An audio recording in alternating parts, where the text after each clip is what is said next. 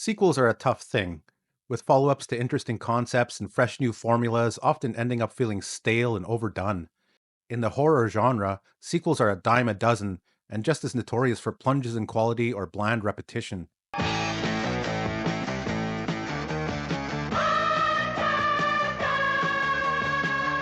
don't think anyone would argue that Blair Witch 2 or Jason X are worthy follow ups to their original concepts.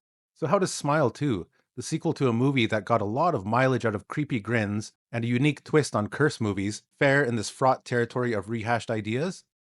Pretty damn well, I'd say.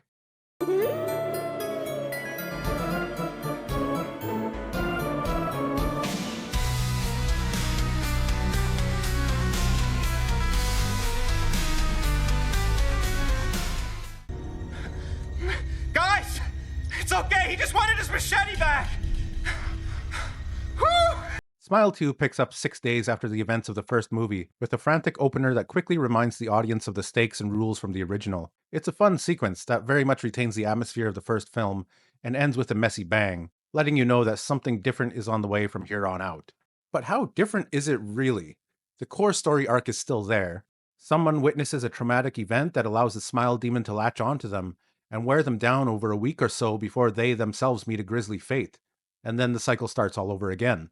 Whereas the first movie had a more investigative feel, akin to the American Ring remake, with the focus on understanding the phenomenon and breaking up the cycle, this film takes a deep dive into madness. Everything is expanded upon from the first film, and the sense of terror isn't relegated to creepy smiles.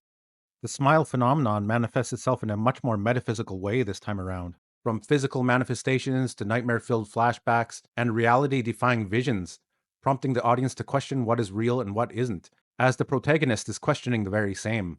The core concept is the same, but the movie feels different because of who is being affected and who they're surrounded by. The end result is that Smile 2 feels like its own thing, and because of the expansion of the ideas from the first movie, as well as some strong acting, feels more exciting and interesting than the first one. We follow Sky Riley, played by Naomi Scott, who is a pop star about to embark on a tour after an absence due to some physical and mental trauma unrelated to evil entities. She's surrounded by industry personnel, and her main point of contact is a mother whose sole focus is on getting her daughter presentable and show ready. After getting cursed by the Smile entity one night, Sky's mental state starts to deteriorate in terrifying and reality bending ways. And that's where the movie's strength lies. Smile 2 nails that creeping sense of dread that made the first movie so successful. The movie thrives on making you feel uneasy, even when there's nothing explicitly scary on screen. That's not to say that there aren't scary parts. There are jump scares, though not too many, and they don't feel that cheap, thankfully. There's plenty of blood and gore and some body horror as well. But Sky's descent into madness is the real star here. Smile 2 incorporates more psychological horror, which really ramps up the fear factor. There's this constant dread that doesn't let up, and Naomi Scott's performance absolutely sells the idea.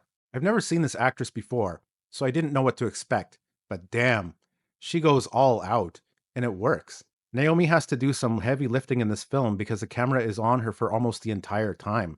Like, it is up in her face the whole movie, and she's great. Her descent into paranoia and terror feels organic, and she's very believable, which grounds the supernatural elements of the movie. And apparently, she sang all of the songs and did her own dance choreography in the film as well, so kudos to her. I'm partial to metal myself, always have been, but even I have to admit that there are some catchy tunes in this soundtrack. Another standout was Ray Nicholson, even though he wasn't in the film that much. He has a smile moment where he looks like a dead ringer for his dad in The Shining. Here's Johnny! It's a quick moment, but seeing that imagery in this movie kind of elevated it in some way for me, by association or something. A lot of films clearly inspired this movie, and it seems like Smile 2 adapted the best parts in its own way, which is always a good idea. And there are a lot of similarities with the substance, in terms of their celebrity characters and the psychological stress exerted upon them. And if you've ever seen Perfect Blue, the excellent anime from Satoshi Kon, this movie mirrors a lot of what goes on in that. Now, while the movie does a lot of things right, it's not without its flaws. The biggest issue for me was the pacing.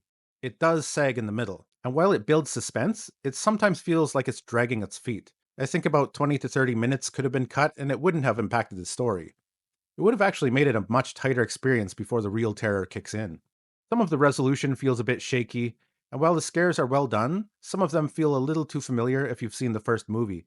A few scenes play out in a very similar way, though there was a visible attempt to differentiate most of them. And there was one scene involving numerous people with creepy smiles that felt pretty hokey and overdone. It wasn't scary at all, and I heard a few laughs in the theater over it. The ending is bombastic and horrifying, and leaves things open for an absolutely crazy sequel, if Parker Finn, the director and writer, decides to go in that direction. It does feel very surreal, and some people might not gel with that, especially because the movie keeps playing with what is real and what isn't, but I thought it was great. So, is Smile 2 worth your time? For sure, especially if you are a fan of the first one. While it might not feel that unique, retreading the premise of the original, it does a solid job of expanding the story and delivering some memorable horror moments. This isn't just a rehash of the first film, there are some clever ideas here.